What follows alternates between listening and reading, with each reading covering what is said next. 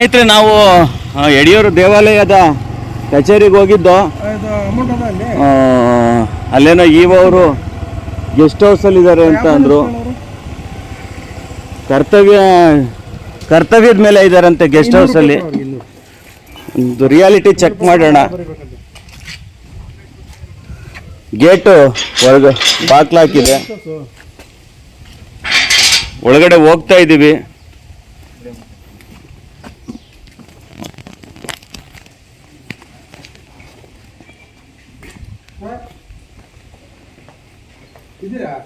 ಬನ್ನಿ ಹಾಗೆ ನೋಡೋಣ.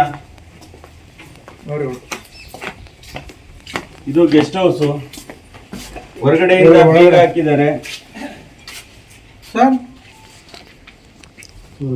ಕಿಟಕಿನಲ್ಲಿ ಅವ್ರು ಏನ್ ಮಾಡ್ತಿದ್ದಾರೆ ಅನ್ನೋದನ್ನ ನೋಡೋ ಪ್ರಯತ್ನ ಒಂದು ಮಾಡೋಣ.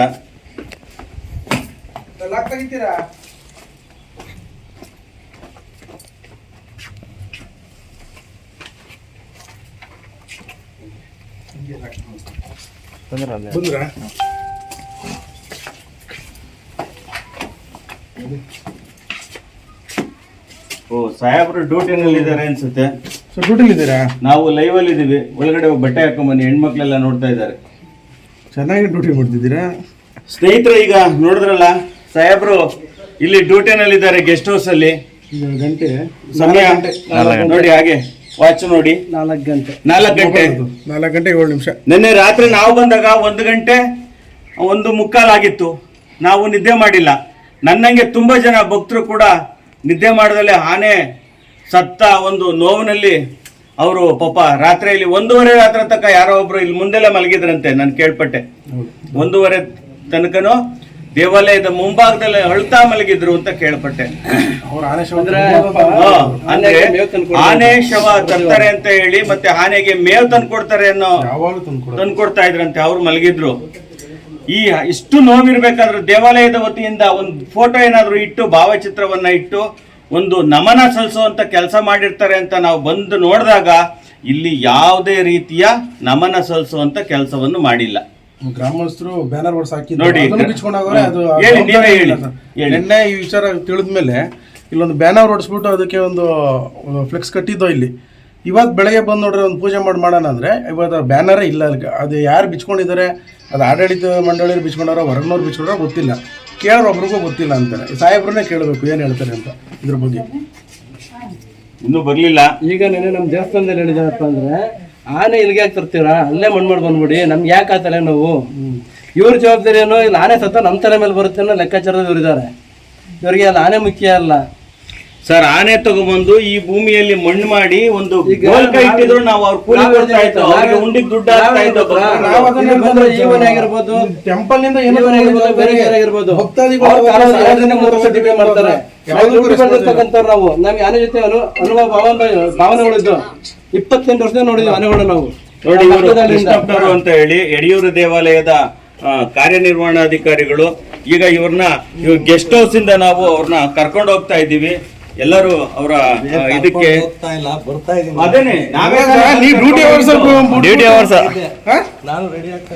ಸರ್ ಡ್ಯೂಟಿಗೆ ಇರೋದಾ ಸರ್? ಈಗ ನಿಮ್ ಡ್ಯೂಟಿ ಟೈಮಿಂಗ್ಸ್ ಏನು?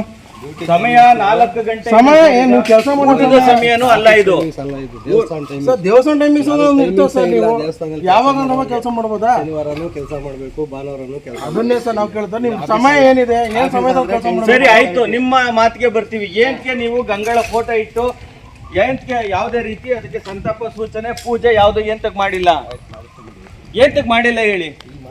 ನೀವ್ ಹೇಳ್ತೀರಾ ಆನೆ ಹೆಂಗೋ ಅಲ್ಲೇ ಸತ್ತೋಗಿದೆ, ಮಣ್ಣು ಮಾಡ್ಕೊಂಡು ಅಲ್ಲೇ ಬಂದ್ಬಿಡ್ಲಿ, ಸುಮ್ಮನೆ ತೊಂದರೆ ಮಾಡಬಾರ್ದು ಅಂತೀರಾ. ಭಕ್ತೃ ಭಾವನೆಗಳಿಗೆ ಆನೆ ತಂದು ಯಡಿಯೂರು ದೇವಾಲಯದ ಮುಂಭಾಗದಲ್ಲೋ ಅಥವಾ ಎಲ್ಲೋ ಅದನ್ನ ಸಂಸ್ಕಾರ ಮಾಡಬೇಕು, ಅದು ಸಿದ್ಧಲಿಂಗೇಶ್ವರನ ಪ್ರತಿರೂಪ ಅಂತ ಹೇಳಿ ಅವರೆಲ್ಲ ಬೇಡಿಕೆ ಇಟ್ರೆ ನಿಮ್ಮ ಸಹಕಾರ ಕೊಡೋದಕ್ಕೆ ಏನ್ ತೊಂದ್ರೆ ನಿಮ್ಗೆ? ಕೈಯಿಂದ ನಾವೇನಾದ್ರೂ ನಿಮ್ಗೆ ಕೊಟ್ರಿ, ನೀವೇ ಸ್ಪಂದಿಸ್ಲಿಲ್ಲ ಅಂದ್ಮೇಲೆ ಅವ್ರೇ ಸ್ಪಂದಿಸ್ತಾರೆ. ನಿಮ್ ಕೆಲಸ ಸರ್.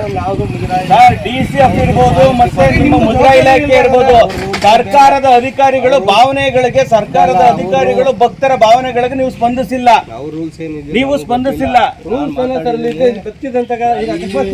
ಮಾಡ್ತಿರ್ತಾರೆ ನೀವು. ಕಳ್ಸ ಅವಶ್ಯಕತೆ ಏನಿತ್ತು? ಚೆನ್ನಾಗಿ ಕಳ್ಸಿದ್ರ, ನೋಡಿದ್ರ ಆನೆ ಹೆಂಗಾಗಿದೆ ಅಂತ ಫೋಟೋ ನೋಡಿದ್ರ, ಈಗ ಯಾವ ತರ ಇದೆ ಅಂತ ಅದು ಸರ್ ಪಬ್ಲಿಕ್ಗೋಸ್ಕರ ಇರೋದು ಎಲ್ಲ ಕಾನೂನು ಕಟ್ಟಳೆಗಳೆಲ್ಲ ಅರ್ಥ ಆಯ್ತಾ? ಎಷ್ಟು ಸಲ ಹೋಗಿ ನೀವು ನೀವು ಈ ಪಬ್ಲಿಕ್ಗೋಸ್ಕರ ಡಿ ಸಿ ಕೆಲಸ ಮಾಡ್ತಾರದು, ಡಿ ಸಿ ಸ್ವಂತಕ್ಕೋಸ್ಕರ ಕೆಲಸ ಮಾಡಕ್ಕಾಗಲ್ಲ. ಯಾರನ್ನು ಬಿಡಲ್ಲ ಅಂತ ಕೈ ಚೇಲ್ ಕೂತ್ಕೊಂಡ್ರೆ ಈಗ ನಮ್ದು ಹೋಯ್ತಲ್ಲ, ನಮ್ದು ಆಸ್ತಿ ಹೋಯ್ತು, ನಮ್ ಪ್ರತೀಕ ಹೋಯ್ತು, ನಮ್ದು ಒಂದು ಶಕ್ತಿ ಹೋಯ್ತು. ಹೋಗ್ಲಿ, ಅದು ಕೃತಜ್ಞತೆಗೆ ಅವ್ರ ಒಂದು ಫೋಟೋ ಇಟ್ಟು ಆ ಒಂದು ಆನೆದ ಒಂದು ಯಾರೇ ಒಂದು ಯಾವುದೇ ಒಂದು ಸರ್ ಈ ಮಣ್ಣಿನಲ್ಲಿ ಒಂದು ಮಂಗ ಒಂದು ಕೋತಿ ಸತ್ತೋದ್ರೆ ಆಂಜನೇಯ ಅಂತ ಹೇಳಿ ಇಟ್ಟು ಪೂಜೆ ಮಾಡುವಂತ ಒಂದು ಸಂಪ್ರದಾಯ ನಮ್ಮಲ್ಲಿದೆ. ಅಂತ ಆನೆ ಸತ್ತಿದೆ, ಆನೆಯಿಂದ ಕೇಳಿ ಸರ್, ಆನೆಯಿಂದ ಎಲ್ಲಿ ಸಲ್ಸಿದ್ದೀರಾ? ಮನಸ್ಸಲ್ಲಿ ಸಲ್ಸಿದ್ದೀರಿ, ಮನಸ್ಸಲ್ಲೇ ಸಂಬಂಧ ತಗೋಬಿಡಿ ಸರ್. ಅಲ್ಲ ಭಕ್ತಾದಿಗಳು ಬಂದಿರೋ ಮನಸ್ಸಲ್ಲೇ ಇವರು ಕೃತಜ್ಞತೆ ಸಲ್ಲಿಸಿದ್ದಾರೆ. ಮನಸ್ಸಲ್ಲೇ ಕೆಲಸ ಮಾಡ್ತೀವಿ ಅಂದ್ರೆ ಆಗಲ್ವಾ? ಮನಸ್ಸಲ್ಲೇ ಕೃತಜ್ಞತೆ ನೋಡಿ, ಹಾಗೆ ತೋರಿಸ್ತಿ. ಎಲ್ಲೂ ಕೂಡ ಆನೆಯ ಒಂದು ಬ್ಯಾನರ್ ಇಲ್ಲ, ಆನೆ ಇದ್ದ ಜಾಗದಲ್ಲಿ ಹಾಡುಗಳಿವೆ. ಇವತ್ತು ಈ ಜಾಗದಲ್ಲಿ ಕಟ್ಟಿದ ಸರ್ ಫ್ಲೆಕ್ಸ್ ಯಾರು ಬಿಚ್ಚವ್ರೆ? ಆನೆ ಇದ್ದ ಜಾಗದಲ್ಲಿ ಇಲ್ಲಿ ಕಟ್ಟಿದ್ವಲ್ಲ, ಯಾರು ಬಿಚ್ಚವ್ರೆ? ಅದೇ ಈಗ ಗೊತ್ತಿಲ್ಲ, ಇಲ್ಲಿ ಯಾರು ಏನು ಹೊತ್ಕೊಂಡ್ರು ಆ ಗೊತ್ತಿಲ್ಲ. ಹುಡುಗರುಗಳೆಲ್ಲ ಸೇರಿ ಒಂದು ಬ್ಯಾನರ್ ಹಾಕಿದ್ದಾರೆ, ಅದನ್ನು ಕೂಡ ತೆರವು ಮಾಡಿದ್ದಾರೆ. ಇದೇ ಜಾಗ ಕಟ್ಟಿದ್ದು ಇಲ್ಲ ಸರ್, ನೀವು ಅಧಿಕಾರಿ ಇದ್ದೀರಾ? ನಿಮ್ಮ ದೇವಾಲಯದ ಆವರಣದಲ್ಲಿ ಇದ್ದಂತ ಒಂದು ವಸ್ತು ನಿಮ್ಮ ಎದುರುಗಡೆ ನಾವು ನೀವೆಲ್ಲ ಮಾತಾಡ್ಕೊಂಡು ನಿಂತೀವಿ. ಅಲ್ಲಿಂದ ಬಂದು ಕಟ್ಟಿದ್ದು ತಾನೆ, ನಾವು ನೋಡಿದ್ದಾನೆ, ತಂದಿಲ್ ಕಟ್ಟಿದ್ದು ತಾನೆ. ಇಷ್ಟೊಂದು ಬೇಜವಾಬ್ದಾರಿ ಉತ್ತರ ಕೊಟ್ರೆ ಹೆಂಗ್ ಮಾಡೋದು? ನೋಡಿ ಸ್ನೇಹಿತರೆ, ನಮ್ಮ ಕಾರ್ಯನಿರ್ವಹಣಾಧಿಕಾರಿಗಳು ದೇವಾಲಯದ ಆಡಳಿತ ವ್ಯವಸ್ಥೆ ಯಾವ ರೀತಿ ಇದೆ ಅನ್ನೋದನ್ನ ನಮ್ಗಂತೂ ತುಂಬಾ ಅಸಮಾಧಾನ ಇದೆ. ಯಾಕೆ ಅಂತ ಅಂದ್ರೆ ಇವತ್ತು ಕರ್ನಾಟಕದ ನೀವು ಲಕ್ಷಾಂತರ ಜನ ಅದ್ರಲ್ಲಿ ಬಾಯ್ ಬಡ್ಕೋತಾ ಇದ್ದೀರಲ್ಲಪ್ಪ, ಫೇಸ್ಬುಕ್ ಅಲ್ಲಿ ಕಾಮೆಂಟ್ ಆಗ್ತಾ ಇದ್ದೀರಾ, ಲಕ್ಷಾಂತರ ಜನ ಬಾಯ್ ಬಡ್ಕೋತಾ ಇದ್ದೀರಾ. ನೋಡ್ರಿ, ಇವೆಲ್ಲ ಯಾಕೆ ಮನಸ್ಸಿನಲ್ಲಿ ಶ್ರದ್ಧಾಂಜಲಿ ಸಲ್ಲಿಸ್ಲಿಲ್ಲ? ಎಲ್ಲರೂ ಕೂಡ ಫೇಸ್ಬುಕ್ಕಲ್ಲಿ ಕಾಮೆಂಟ್ ಮಾಡಿದ್ರಿ, ನಾವು ಬರ್ತೀವಿ ಅಂತ ಲಕ್ಷಾಂತರ ಜನ ಎಲ್ಲ ಅದಕ್ಕೆ ನೀವು ಇದು ಮಾಡಿದ್ದೀರಾ. ಆದರೆ ಸತ್ಯ ಇಲ್ಲಿದೆ. ಏನಿದೆ ಸತ್ಯ ಇಲ್ಲಿದೆ. ಯಾರಿಗೂ ಬೇಕಿಲ್ಲ. ನನಗೆ ಬೇಕಾಗಿರೋದು, ನಮ್ಮ ಅಧಿಕಾರಿಗಳಿಗೆ ಬೇಕಾಗಿರೋದು ಕೇವಲ ತಿಂಗಳಿಗೆ ಸಂಬಳ ಒಂದು ತಿಂಗಳ ಬರ್ಬೇಕು ನಮಗೆ ಅಷ್ಟೇ. ಯಾವ ಒಂದು ಶ್ರದ್ಧಾಂಜಲಿ ಇರ್ಬೋದು, ಯಾವ ಭ್ರಷ್ಟಾಚಾರ ಎಲ್ಲ ಇವ್ರಿಗೆ ಬೇಕು. ಯಾವ ಪೂಜೆ ಮಾಡಿಲ್ಲ. ಪ್ರತಿದಿನ ಆನೆಯಿಂದ ಎಷ್ಟು ಆದಾಯ ಬಂದಿದೆ ಹಾಕಿ, ಎಲ್ಲ RTI ನಲ್ಲಿ ಅಧಿಕಾರಿಗಳಿಗೆ ಹಾಕಿ ಅಪ್ಲಿಕೇಶನ್ ತಗೊಳ್ಳಿ. ಇನ್ನ ಪ್ರತಿದಿನನೂ ಕೂಡ ಯಡಿಯೂರಿನಲ್ಲಿ ನಡೆಯುವಂತ ಭ್ರಷ್ಟಾಚಾರಗಳನ್ನ ಎಳೆ ಆಗಿ ಬಿಚ್ಚಿಡ್ತಾ ಹೋಗ್ತೀನಿ ನಾನು. ಪ್ರತಿಯೊಂದನು ಇದ್ರೆ ಇರುತ್ತೆ ಬಿಡಿ ಸರ್. ಇಲ್ಲ ಯಾಕೆ ಅಂತ ಅಂದ್ರೆ ಎಷ್ಟು ನೋವಾಗಿದೆ ನಮ್ಗೆ ಅಂತ ಅಂದ್ರೆ ಅಷ್ಟು ನೋವಾಗಿದೆ. ಯಡಿಯೂರು ದೇವಾಲಯದಲ್ಲಿ ನಾವು ಭಕ್ತರು ತಂದು ನಮ್ಮ ಶ್ರಮದ ಹಣವನ್ನ ಉಂಡಿಗಾಕ್ತಿವಿ, ಅದು ಇವರಿಗೆ ಸಂಬಳದ ರೂಪದಲ್ಲಿ ಬರುತ್ತೆ. ಅದಕ್ಕೆ ನಿಯತ್ತಾಗಿ ಆ ಕೆಲಸ ಮಾಡ್ಬೇಕು ಇವರು. ಭ್ರಷ್ಟಾಚಾರ ಗೊತ್ತಿಲ್ಲ ಪಾಪ ಇಲ್ಲಿ. ನಾವು ತಂದು ಕೊಡ್ತೀವಿ, ಅವ್ರಿಗೆ ಡಾಕ್ಯುಮೆಂಟ್ ಸಮೇತ ಕೊಡ್ತೀವಿ. ನಾವು ಇವತ್ತಿನವರೆಗೂ ನಾವು ತಡ್ಕೊಂಡು ಸುಮ್ಮನಿದ್ವಿ. ಇವತ್ತು ನಮ್ಮ ಭಾವನೆಗಳ ಭಕ್ತರ ಭಾವನೆಗಳಿಗೆ ಧಕ್ಕೆ ತರುವಂತ ಕೆಲಸನ ಈ ಅಧಿಕಾರಿ ಮಾಡಿದ್ದಾರೆ. ಭಕ್ತರ ಭಾವನೆಗಳಿಗೆ ಧಕ್ಕೆ ತರುವಂತ ಕೆಲಸ. ಆನೆಯ ಒಂದು ಫೋಟೋವನ್ನ ಇಟ್ಟು ಪೂಜೆ ಮಾಡಕ್ ಆಗಿಲ್ಲ ಅಂತ ಅಂದ್ಮೇಲೆ ಇವ್ರು ಏನ್ ಇರ್ಬೇಕು?